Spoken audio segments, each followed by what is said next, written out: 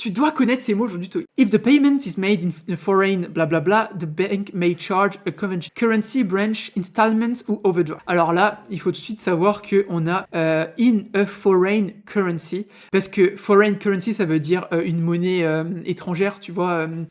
Genre si par exemple on est en Europe ici, bah a foreign currency c'est le dollar, tu vois. C'est une autre monnaie en fait. Branch c'est plutôt dans un environnement d'entreprise, genre en mode une branche, tu vois, c'est une agence dans le sens cette entreprise a une branche R&D, tu vois, recherche et développement. Donc ça va pas ici, hein, ça fait aucun sens. Installment, ça va plutôt être genre un paiement échelonné comme ça.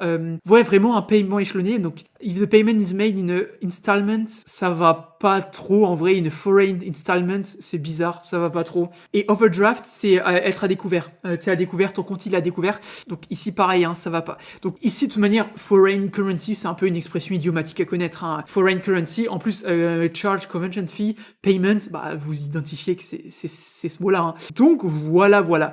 Question de vocabulaire qu'il faut maîtriser, hein, ces expressions à connaître. Si jamais tu passes au TOEIC bientôt et que tu veux t'entraîner, n'hésite pas à aller sur la plateforme qu'on a créée. Donc on a créé une plateforme spécialement dédiée à l'entraînement pour le TOEIC. Donc cette plateforme c'est Top Student. Donc pour y aller, tu vas dans ton navigateur, tu tapes www.top-students.com ou sur ton navigateur, sur Google, tu tapes Top Students TOEIC, hein, ce sera un des premiers résultats, tu trouveras. Donc voilà, elle est vraiment spécialisée dans le TOEIC, donc tu peux t'inscrire gratuitement, t'entraîner tous les jours dessus. Et puis si jamais ça t'intéresse, il y a une version premium avec beaucoup plus de questions, des statistiques poussées, une estimation de ton niveau, savoir quel chapitre de grammaire t'es le plus en difficulté pour pouvoir t'entraîner dessus, etc.